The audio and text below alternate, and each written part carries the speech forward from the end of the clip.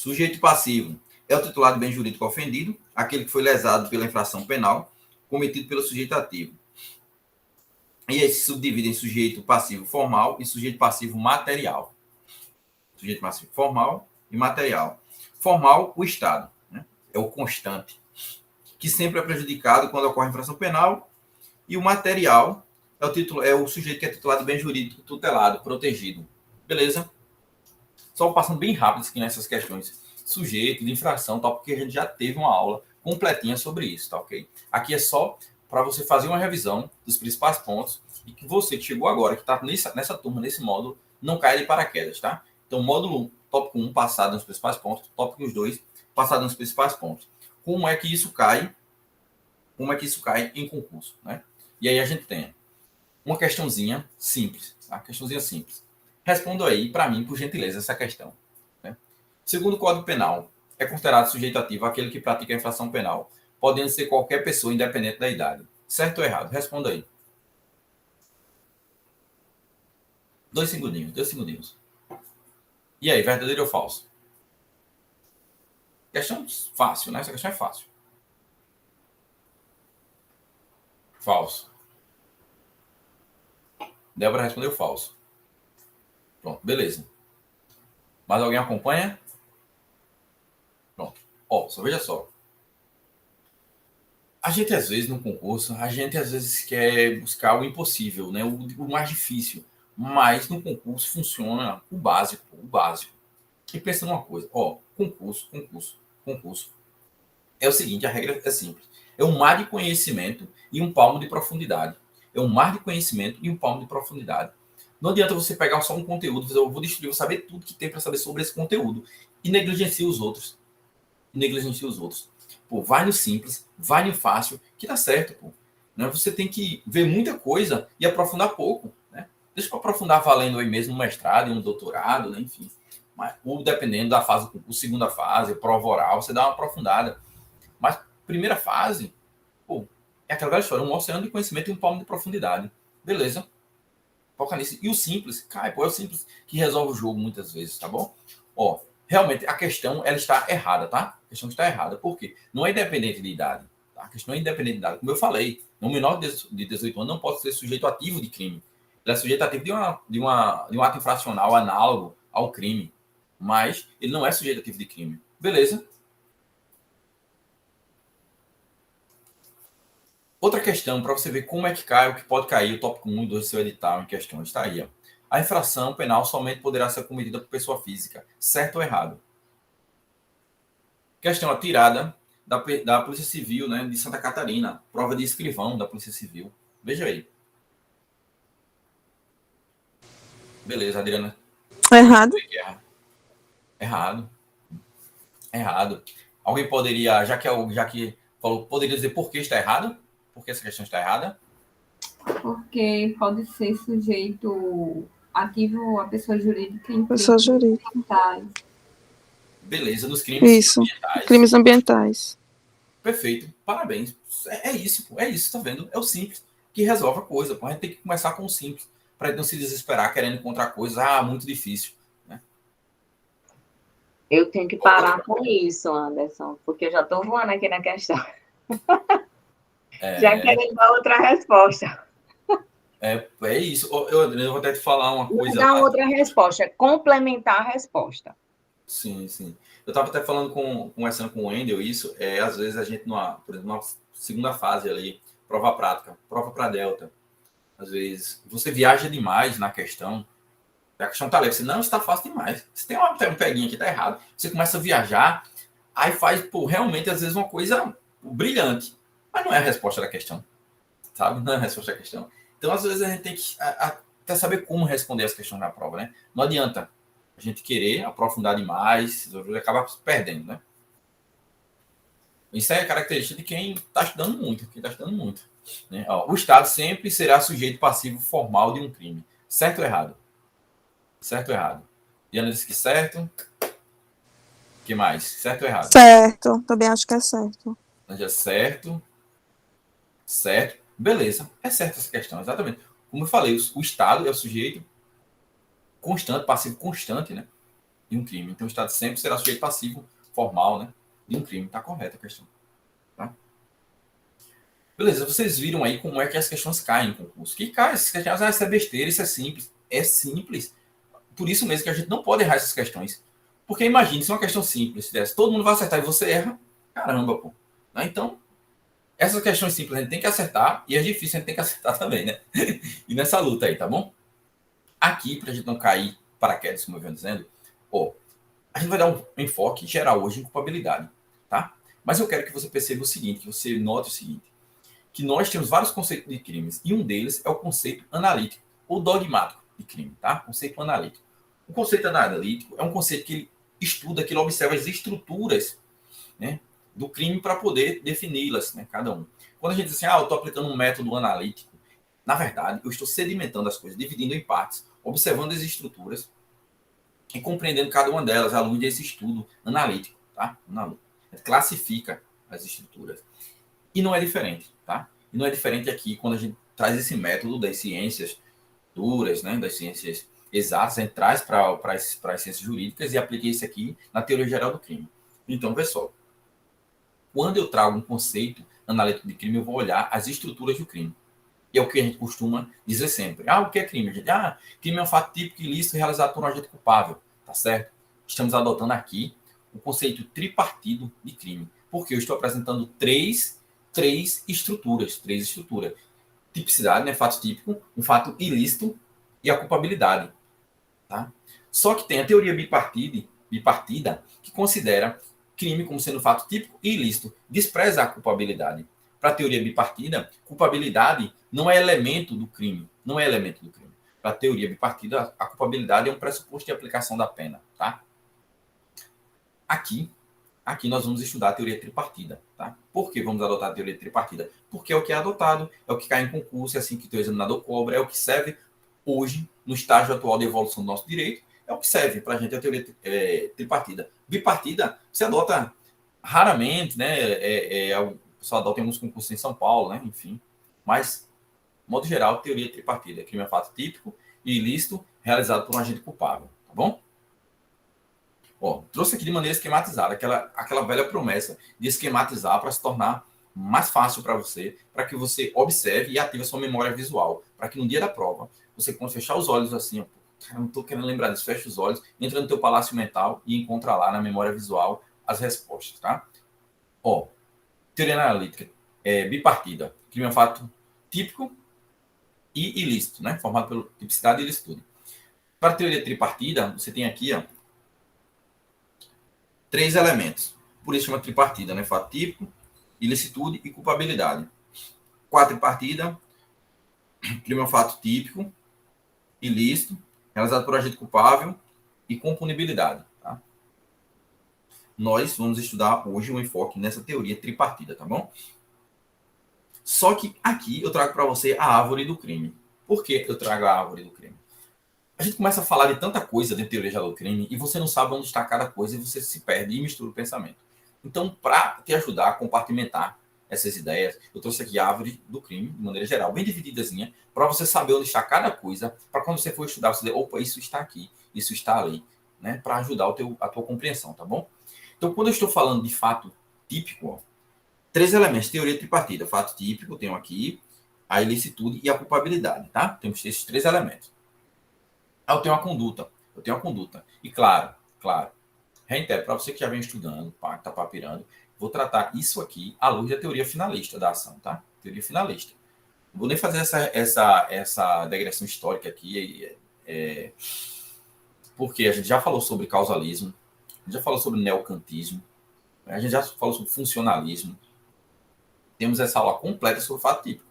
Né? A aula que eu dei aqui sobre conduta aqui, a gente passou várias horas aqui falando sobre conduta, né? A gente falou até sobre teorias sistêmicas, Jacobs, Niklas Luhmann e tudo mais, tá?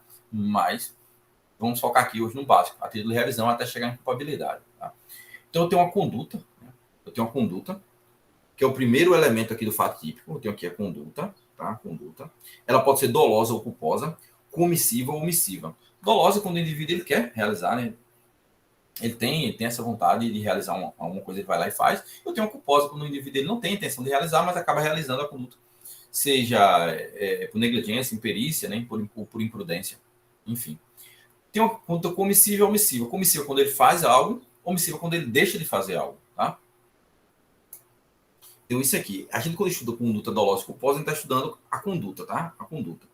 Erro de tipo. Erro de tipo e o erro de proibição, aqui do outro lado, eu vou deixar para estar com vocês em uma aula específica, tá? Erro de tipo e erro de proibição tem que ser uma aula específica. Tem muita coisa. Mas o que é que eu quero agora de você? O que eu quero agora de você? Que você olhe para esse quadro agora e memorize o seguinte. Erro de tipo afasta a tipicidade. Afasta o fato típico. Perdão. O fato típico, tá? Ó, erro de tipo se relaciona ao fato típico. Tá? O fato típico. Erro de proibição relaciona-se à culpabilidade. Erro de tipo, fato típico. Erro de proibição, culpabilidade. Então, quando você pegar na sua questão, perguntando sobre o erro de proibição, o erro de proibição, se inexcusável, isso não importa. Você diz assim, o erro de proibição, ele afasta o fato típico. Opa, você sabe que está errado. Por quê? Porque o erro de proibição se relaciona com culpabilidade, tá? Quando cai falando, o erro de tipo, quando é inevitável, ele afasta a culpabilidade. Exclui a culpabilidade. Está errado, porque erro de tipo se relaciona ao fato típico, tá bom? Eu quero que você já guarde isso. Olhe para isso aqui e memorize isso, tá bom? Memorize isso. O resultado, o segundo elemento do fato típico, resultado, tá? O resultado, ele pode ser naturalístico ou jurídico. Naturalístico ou jurídico. Alguns crimes não têm resultado naturalístico, mas todos os crimes têm resultado jurídico. Cara, pelo amor de Deus, não existe crime sem resultado. Anote isso aí no quadro aí. Não existe crime sem resultado. Porque, ao menos, eu tenho que ter um resultado jurídico. Agora, se o teu examinador colocar assim, é possível que exista crime sem resultado naturalístico? Aí, sim, é possível. Né? Por exemplo, pensem na violação do domicílio. Qual é o resultado naturalístico? Qual é a modificação no mundo exterior que você observou? Nenhuma. Tá? Então pode existir crime sem resultado naturalístico, mas sem resultado jurídico não. Porque todo crime ele viola uma norma. Todo crime ele viola uma norma. E toda norma penal ela protege um bem jurídico, um valor de significativa importância para a sociedade. Então não há crime sem resultado jurídico, muito embora possa existir crime sem resultado naturalístico.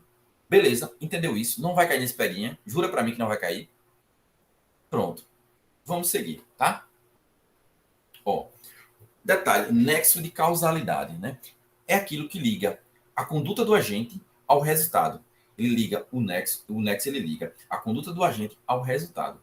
Pô, a gente tem uma aula aqui detalhadazinha sobre nexo de causalidade. Ou se você quiser o PDF, tem um quadrinho aqui, PDF, bem direitinho, com causas e tal. Fala aí com o pessoal do TRID aí e vê se é do teu interesse, tá? Mas se liga só aqui no detalhe. O que é que acontece? Eu tenho um nexo físico, tá? Quando eu estou falando de causa, eu estou falando do nexo físico. Olhando o que é causa para a produção de um resultado.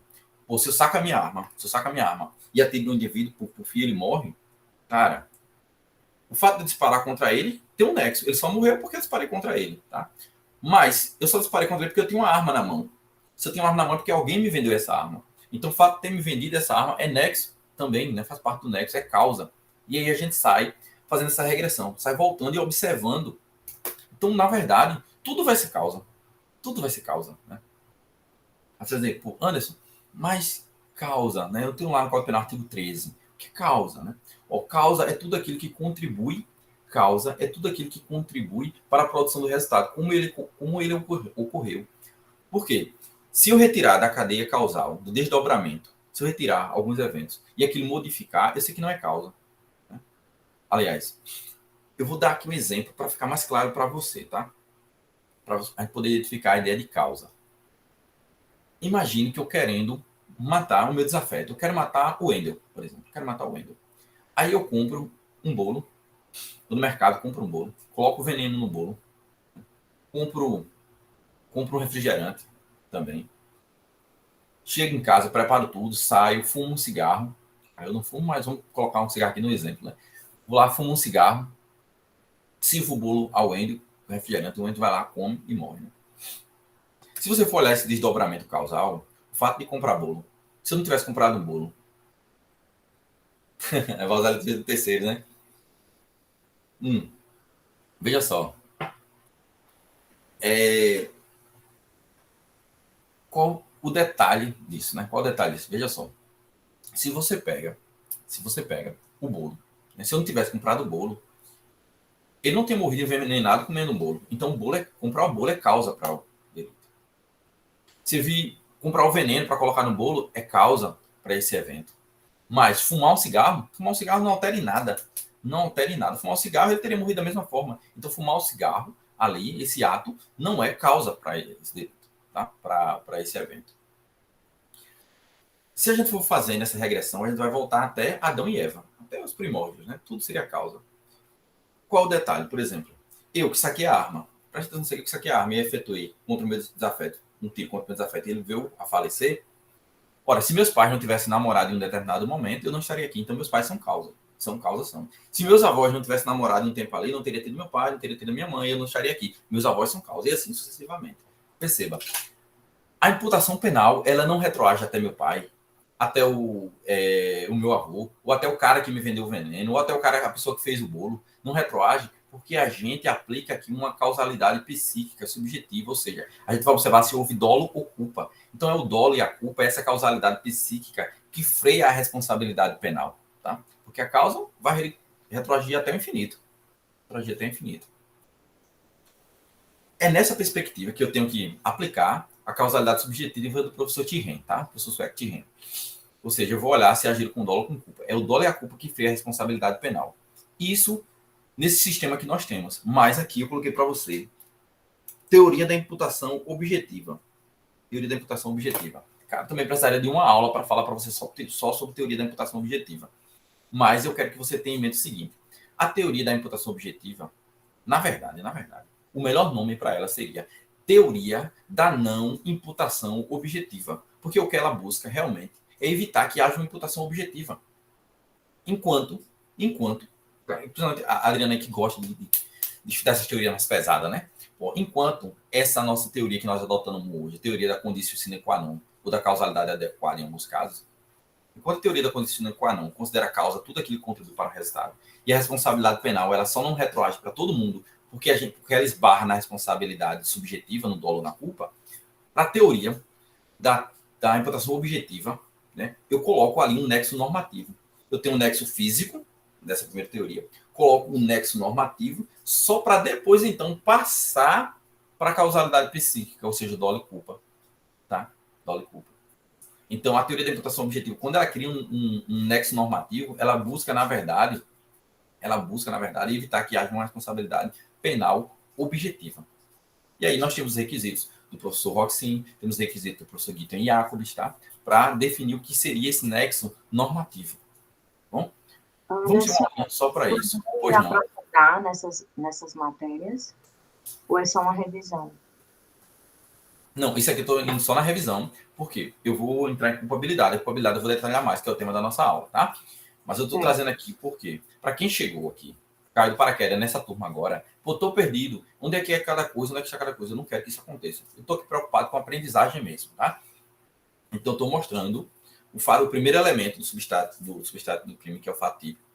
Vou falar brevemente sobre o segundo elemento, a antijuridicidade, e vou dar um enfoque em culpabilidade. A aula começa aí, em culpabilidade, tá?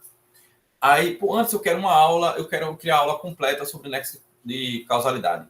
A gente tem aula completa, detalhadazinha, nos módulos anteriores, tá? Imputação objetiva.